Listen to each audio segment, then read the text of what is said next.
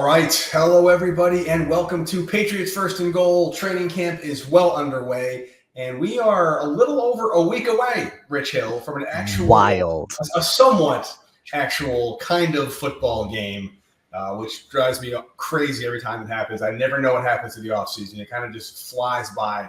I'm always saying the football season is so short. It's such a quick season, but the offseason is even faster. Maybe because it never actually stops. The offseason. It's just like free agency and training camps and mini camps and guys getting signed and traded in the draft. And you're always thinking football all the time. But the good news, Rich Hill, this will be the last podcast you and I do this season with this not actually football game on the immediate horizon. Training camp is well underway. They're padded up. They're hitting each other. There are fights, cats and dogs living together. Total chaos in the streets. Let's break it down.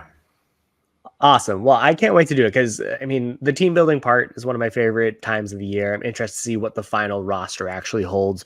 We're starting to see some actual understanding of who's going to be the starters, even though there's still a lot yet to be decided. And very clearly how people perform during these preseason games will matter a lot because there's still a big bunch up. I mean, we'll definitely break this down, but you look up and down the roster, I think there's some solidification that we're seeing. The defense is obviously like miles ahead of the offense as it relates to understanding who their starters are, but we're starting to see an idea of who might be the offensive line and an idea of who might be the starting wide receivers and an idea of who is going to be the starting quarterback. Obviously, Brissett's the heavy favorite, but I think anything could happen during those preseason games that could swing it in a completely different direction, and I can't wait. No, it should be great, man. Again, this is going to be the more, we've talked about it before, this is going to be quite the offseason, quite the season. We have no idea what to expect going forward. I think it's actually reflecting itself a little bit in this training camp so far. So let's start off first and goal, in-house, Patriots business. We got some stuff going on. I want to start with one thing that kind of overarches with everything else we're going to talk about in Patriots land.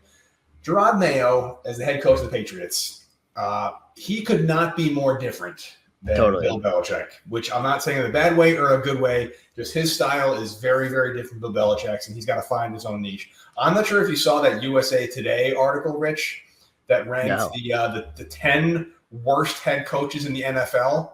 They ranked Jerod Mayo number 3, which is the biggest bunch of nonsense. He hasn't yet to coach a single down. He's already the third worst. It's absurd.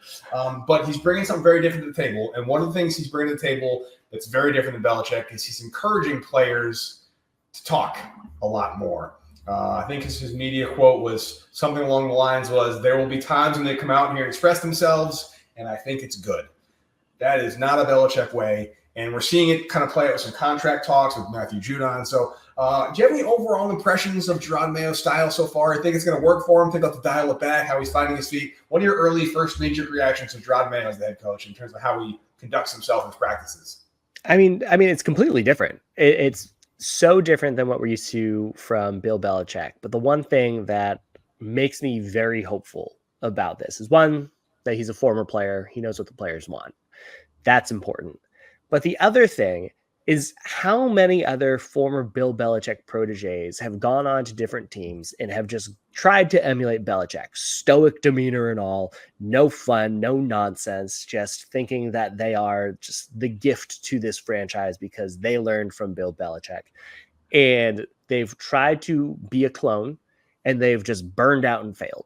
It's happened so many times. And the fact that Jerod Mayo is making his own path, that he's being his own person, that he's connecting with players in his own way is refreshing.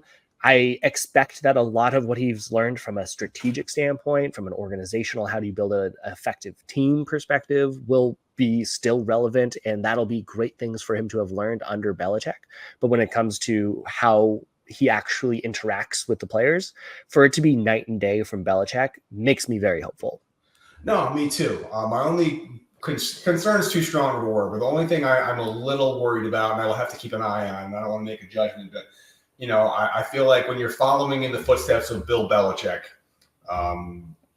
you are so eager to prove to the world you are not Bill Belichick that maybe you go too far in the opposite direction. Because I do think there are some things that are coming out right now, but I would rather see handled in-house. More specifically, the Matthew Judon situation.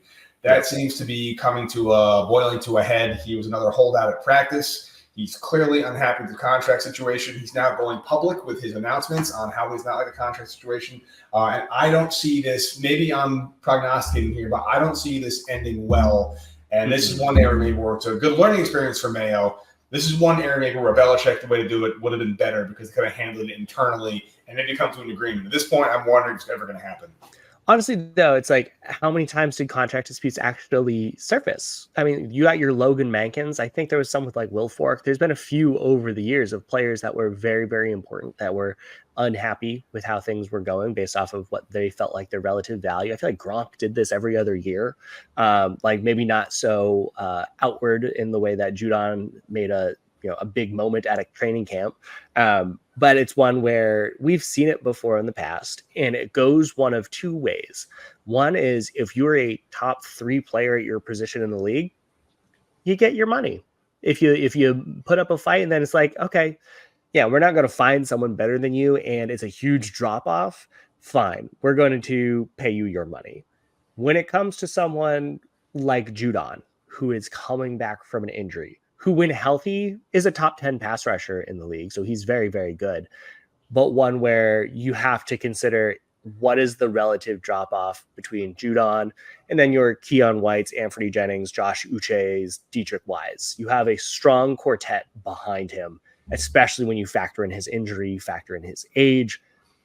He is exactly the type of player that if we're asking, did Jerod Mayo learn anything from Bill Belichick? That Judon's gone before the season starts, that Judon gets traded to a contender, that he gets traded to a team that needs a potential star at the pass rush. That's, not going to stick around for the Patriots during their rebuild here, but someone that can help get a contender over the edge. And the Patriots try and get whatever value they could get back. And that's what I am curious to see what will happen, because I feel like that's the direction that the relationship is going. It seems to be that way. And again, as much as I like Matt Judon, and as much as he makes that defense instantly better with those red sleeves on the field, like, what's he going to do for this team in the 2 years or so he has left as an elite pass rusher? Nothing. Not because it's fault, but the Patriots are not going to be good anytime soon. And so I would rather see them allocate that funding towards younger guys who are going to build the roster, who might still be able to make a contribution in 3 years when the team has a shot at maybe being a play contender. If Drake May works out and they make some more signings and they can make that push forward, Judon will be 34, and he could be good. I mean, look again. I'm all for like a 2-year deal to incentive laden. Like, I'm not saying don't sign Matt Judon to an extension, but if he wants this like big contract, I don't think it's this massive irreparable loss. Losing an elite pass rusher in a year where they'll maybe win 4 games anyway. So it sucks to see him go, but I'd be curious to see what they can get for him. Because again, it is a 1-year rental. Obviously, you trade him to a team with the cap space and they'd work out a contract mid-season, most likely. But given his high level of play, maybe he could fetch a fourth round pick. Is that reasonable? Yeah, I mean, he's on a super team friendly deal. He has $6.5 million as his base salary, and for someone of his potential and caliber, that could be worth it. Like, maybe they give him I guess I'm not really fully expecting to play during the preseason without a contract. So it's not like he can show that he's the player he was before. If he shows some burst, then I could see a team going for it. That's the risk. But he's a player that is probably worth it, that there's enough teams that, maybe even like the Ravens kind of a thing. There's probably enough teams that feel like they're one top tier pass rusher away from their defense going from slightly above average to being one of the better ones in the league. Thinking of some of those teams like the Jaguars, a team that like needs to have a little bit of a push over the top, because why not? Cincinnati Bengals, are they a team that, Joe Burrow, what's his window looking like? Is that worth it?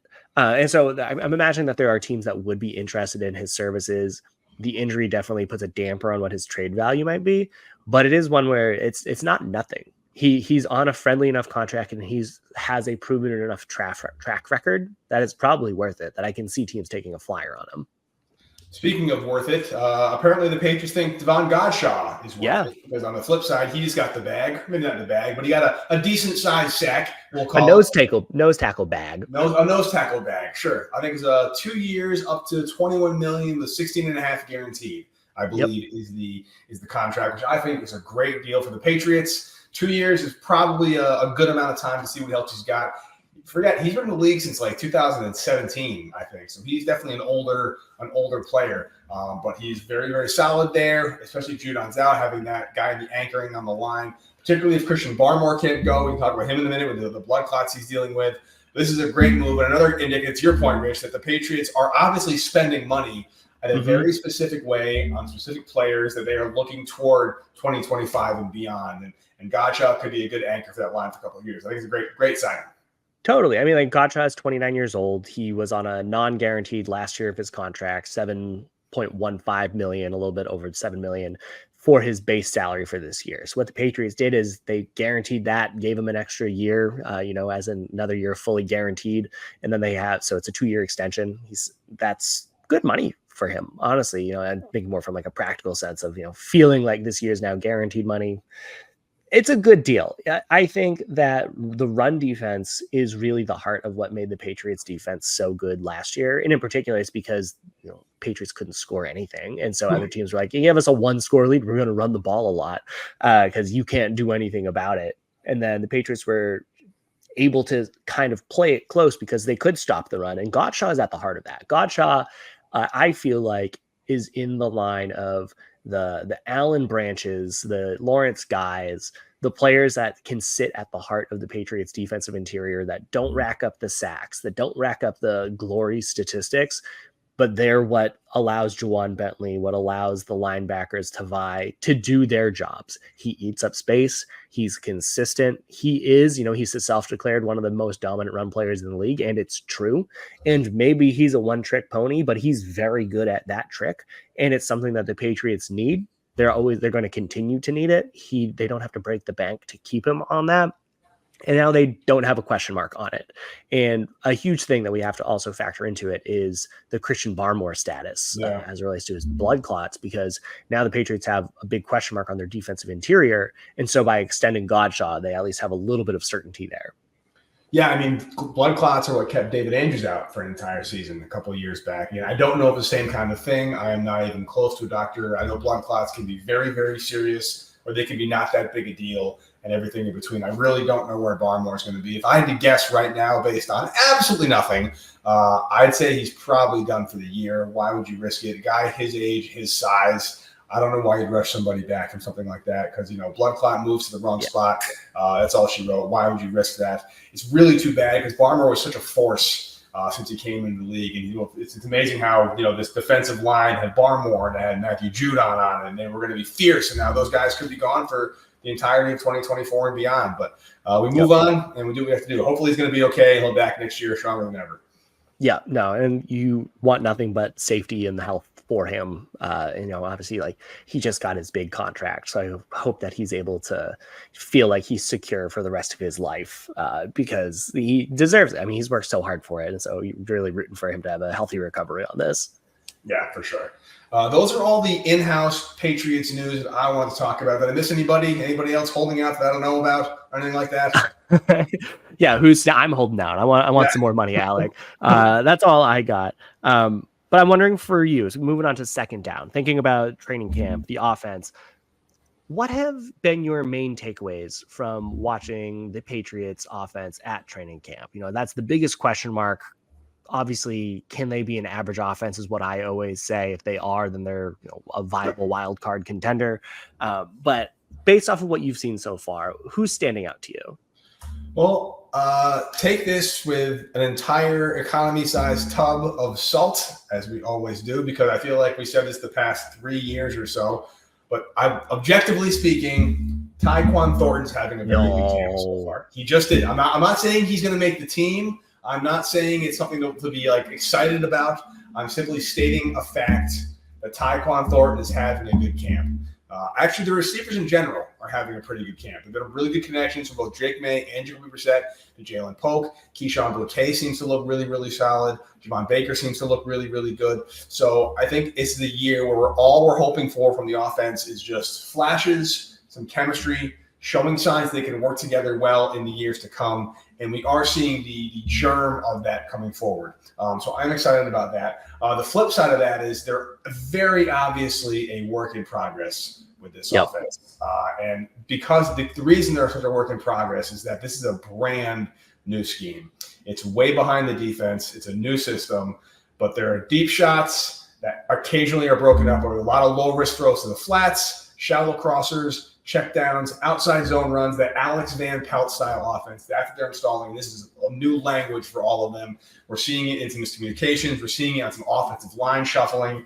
So I don't know. In podcasts around this time every year, Rich, we're always like, I hope the offensive line gets it together. I feel like we're already saying that for a couple of weeks into the season now. A, because I'm still not exactly sure who the starting five is along the offensive line, and B, every offensive lineman with the Van Pelt scheme has to know exactly what the other guy's doing, where the blocking zones are, how to move, how to shift, where the pull blocks are. It's a very complex scheme. And if you have no O-line, you have no offense. So it's going to be really, really shaky. I'm looking forward to seeing it maybe on display a little bit in the first preseason game and get some kinks out.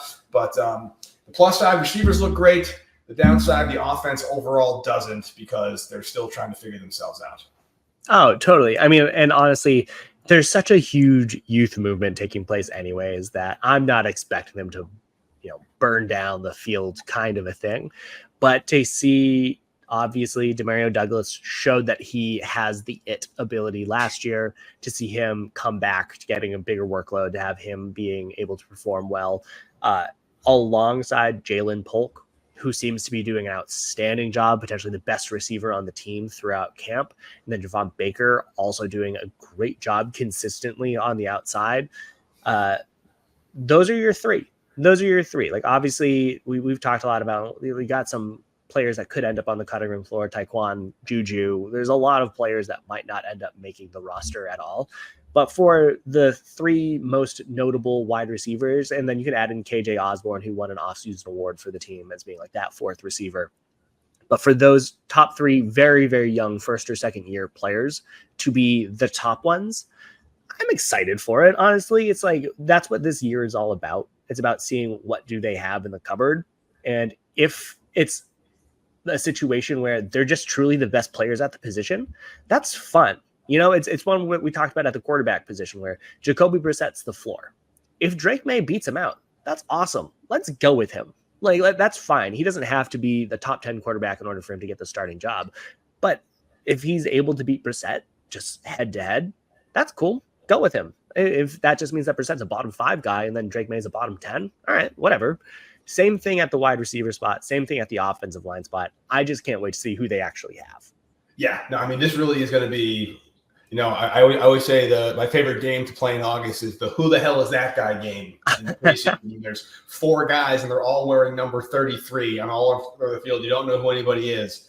That may extend into like November for this team in a lot of ways. I'll tell you the one guy, Rich, that I'm not overly surprised he's struggling, but in relation to how well the younger guys are doing, if I had to make cuts right now, I'm not keeping Juju the way he's running. No, not at all. He just isn't having a great camp.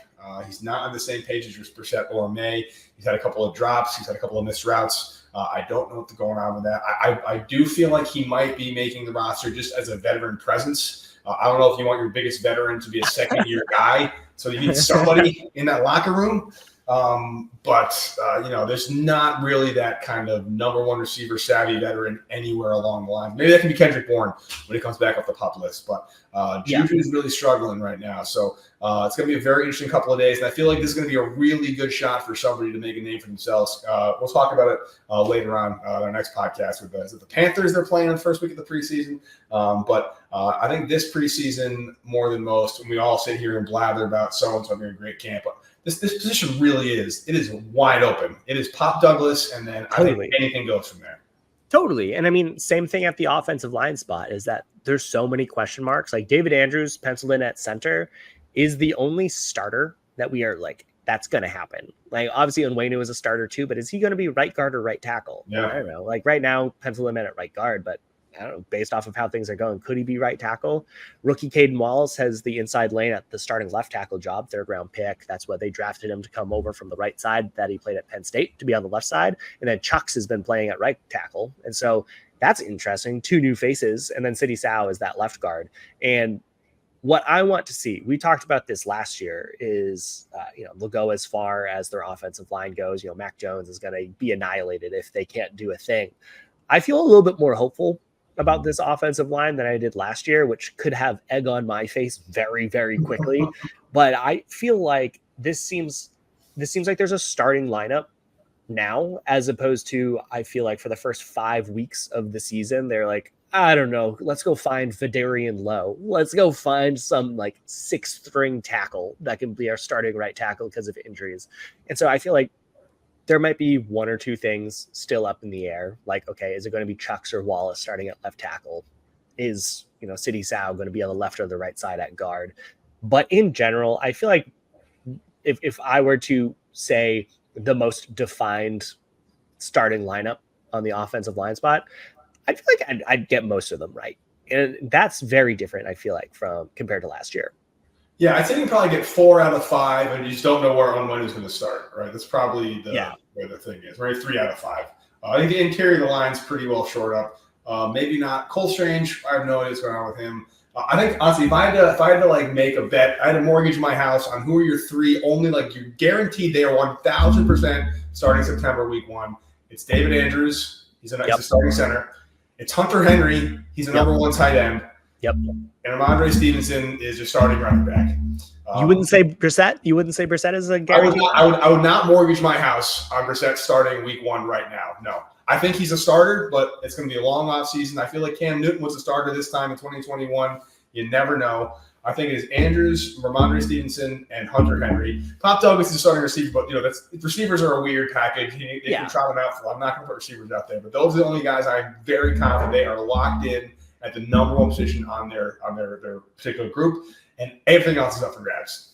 Totally. I mean, that's fair. Especially, I know you're saying this in reference to like Onwenu being a starter, but we don't know where. Right. Like there's very clearly top players, but like Pop Douglas is a slot receiver. He might not be in that starting package, and that's fair. And so, no, totally. And that's where I'm so excited. And that's where, talk about the youth at that wide receiver spot is the most exciting thing. I feel like we've gotten so used to young receivers coming into New England and just being atrocious and just not performing that I am excited to see what this new West Coast offense, this new fandangled West Coast offense has in store for these young players, because we just haven't seen it before. And to have an offense that is in theory so much more young wide receiver friendly, and to have these players being the top ones during camp, we've talked about how you get those random players that really stand out during the preseason and then vanish during the start of the regular season. And I feel like we're at a point with a team construction, with an offense, where the players that do stand out in the preseason are going to be the ones that the team rolls with during the regular season. Or, Rich Hill, they could all completely vanish when the season starts.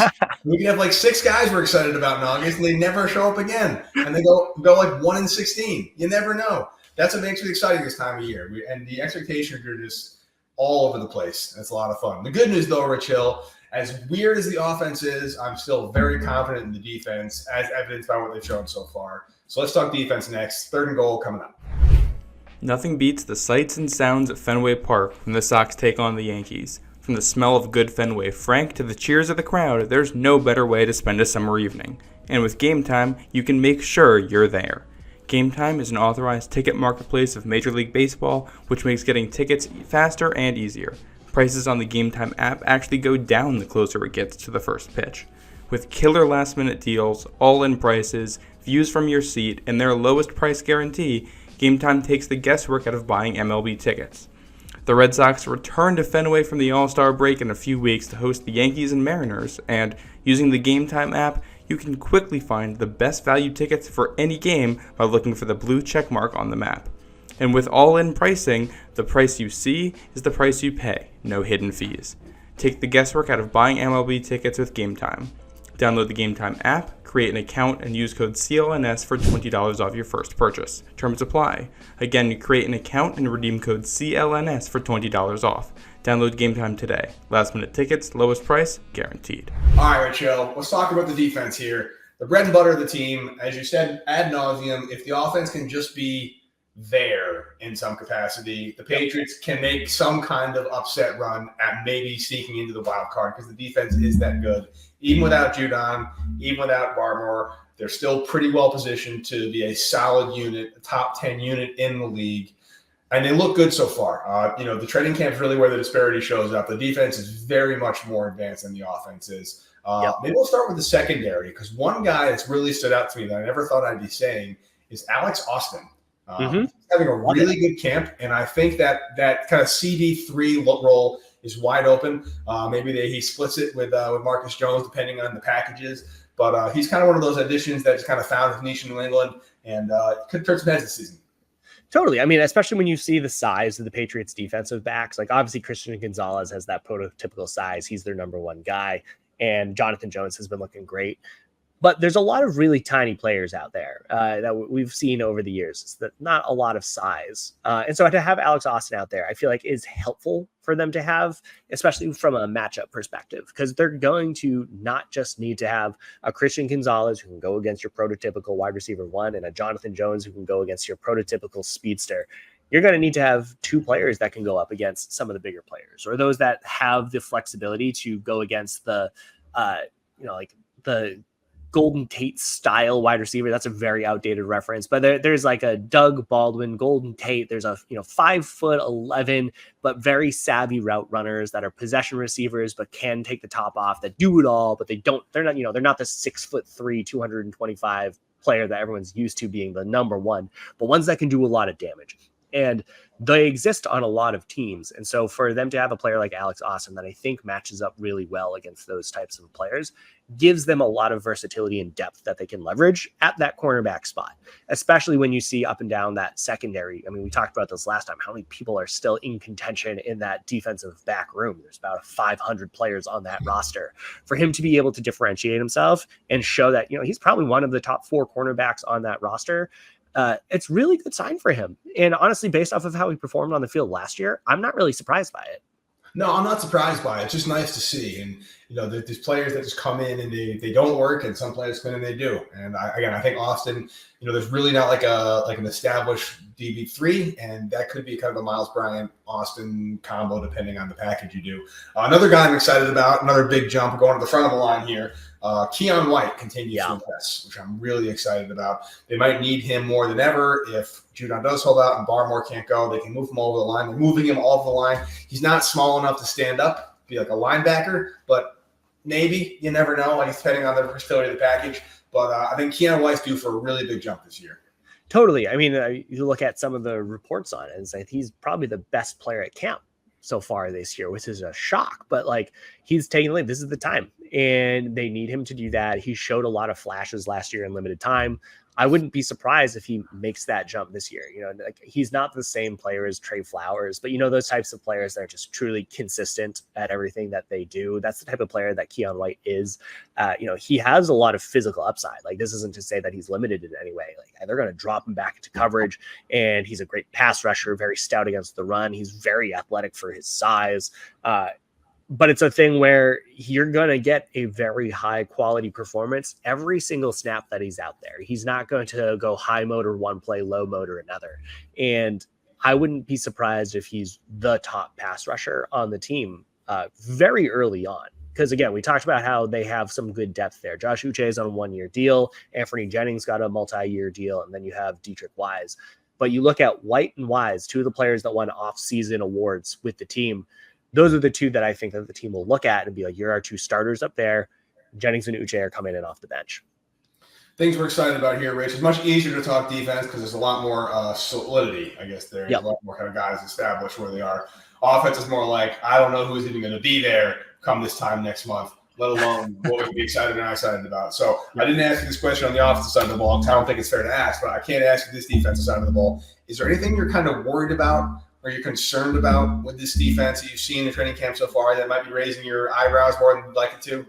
Yeah, I mean, there's always a fair question on that defensive interior. We talked about how Godshaw is a very, very good player, but if Barmore is not able to go, I don't know what else really exists. We've talked about, obviously, White and Wise are two of those players that could play a little bit towards the inside. And if they wanted to play some sort of a wacky 3-4 front, you could have Wise and White be your two ends playing the 5 technique across from the tackles.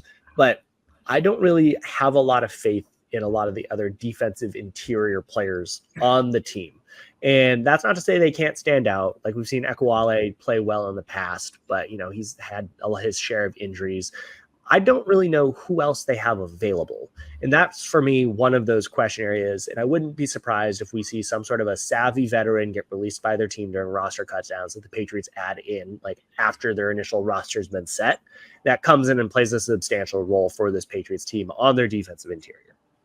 Maybe they'll find some players that step up, but that's one where I'm like, I feel much more comfortable about their depth at cornerback, at safety, at linebacker, at pass rusher, and it's a one depth right now on their interior. That's fair. And for me, since they are lumped together on fantasy football rosters, D/ST, one slot, the fact that I have been following training camp for a couple weeks now, and I've heard so little about anything kicker related, I don't know if I should be happy about that or worried about that, because I just haven't heard anything out of the kicking camp, and that was such a disaster last season. I read something with Chad Ryland, like he adjusted his technique and he's feeling a lot more confident now, but that could just be preseason blather. I don't know if there's any validity to that. I could not tell you a single thing substantive that's happened with the kicking unit, and that kind of worries me. Yeah, no, I mean, like, that's fair. Obviously, we'd love to have all the reports come out and be like, he's batting 100%. He's hitting every single kick that he's making, but it's just not the reality of it. They obviously have a very fair contest and competition, Ryland and Joey Sly, but it's one of those situations that I think we'll have a very good sense of who's going to make the team come the very first preseason game of like, who's going to get the snaps. It's probably going to be Ryland, and it's his job to lose, where if he comes out and he goes 0 for 3 kind of a thing, he'll get the short leash, and then they'll see what Joey Sly can do. But if he comes out, he makes 80 to 90% of his kicks during the first couple preseason games. I think that they'll say, all right, we invested a draft pick in him. We haven't seen enough differentiation between Ryland and Sly to say that we shouldn't go with him. So let's give him another shot. I'll tell you, I feel like Joey Sly is a name that would be very comfortable in like the 1920 Canton Bulldogs. It sounds like a running back for the Canton Bulldogs. Joey Sly around the end. See, I'm Joey Sly.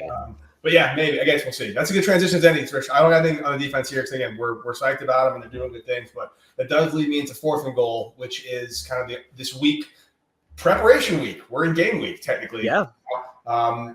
Is there any? I know it's preseason. Who cares? There's a lot that doesn't matter, or some things that do. Ultimately, these games are for the last 7 or 8 spots on the roster, usually special teamers. There are some positions where you can make a name for yourself, but is there anything you really want the Patriots to focus on going into this week for this first preseason game against the Panthers? You're going to be paying extra attention to in the coming days?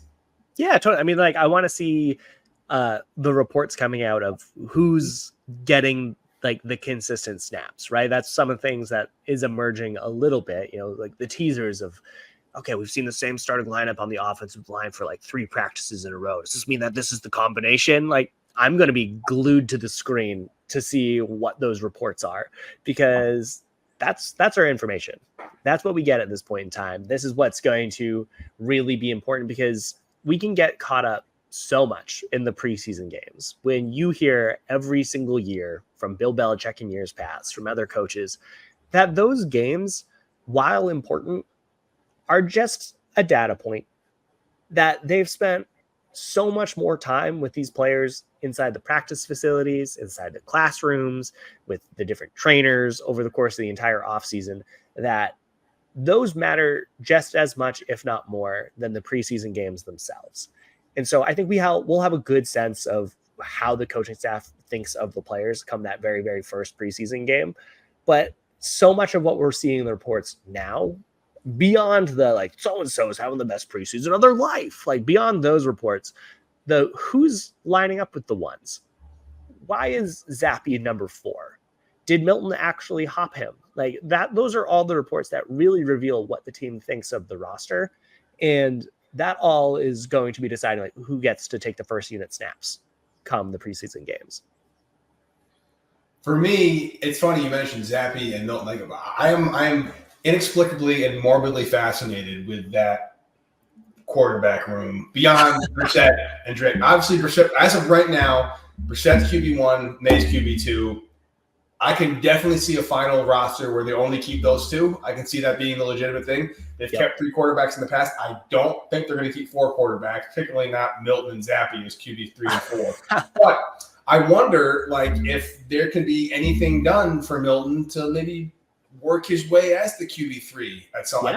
It's not, I think he offers a certain skill set that might be valuable. He might be too talented physically to sneak through the practice squads. They might want to use a spot for him. I think it's these back end of the roster guys are the ones that really have the most to lose and most to gain from these next couple of weeks. So while you're 100% right, what's really going to matter is who's lining up with the first team, who's getting the snaps. Is also like who's like in the back of the pack, who's going to be the last one before the door closes, and that's really, really fun to watch. And I feel like it's going to be like a race where some guys ahead, some guys behind, then the other guy pulls ahead, and the other guy pulls behind. But like a single drop in a preseason could end up getting you cut, or like a wrong route run. But I'll say it for the first time now, and I will say it for every single preseason game, preseason podcast from here on out. As long as it happens at least once, a Milton to Tyquan Thornton go route. It has to happen once before the one or both of them get cut. Doesn't have to be a completion. I just want to see Thornton run straight and Milton just huck it as hard as he can and see what happens once between now and September when they both get cut. I'm hoping they can work on that. I work it into a package for like 3 minutes left in the fourth quarter. It's like 9-4 because there are 2 safeties, and just throw it. That's all I want to see in the coming weeks. Oh, absolutely. I mean, what else? What the point is to put tape out there for those players that don't really have a good shot of having an impact on that roster. And like, those are 2 players that won't. But ones that, like, I don't know, there's been a couple days during camp where Milton's been like the second most intriguing quarterback. I'm not going to say best. I'm not going to say second best quarterback, but second most intriguing quarterback. And those are the ones where, it's worth keeping on. Why not? It can't hurt.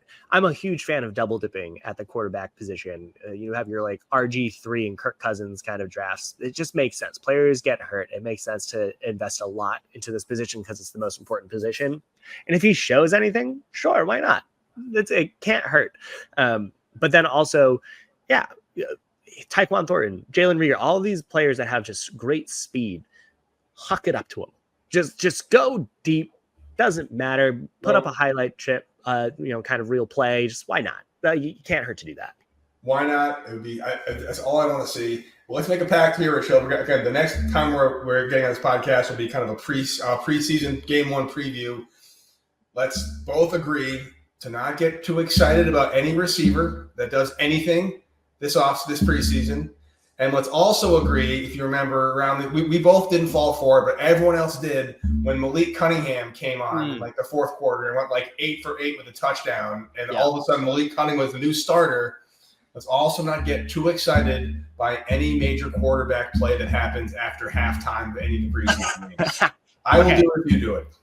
I want to do this, Alec. I really want to do this with you.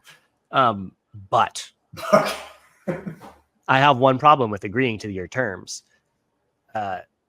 There's going to be one player that if they stand out, they do something, I'm going to be wildly irrational about them. And you need to be okay with that. And I hope that you have some players that you're also like, okay, there's this one player. The pack applies to everyone other than this one player.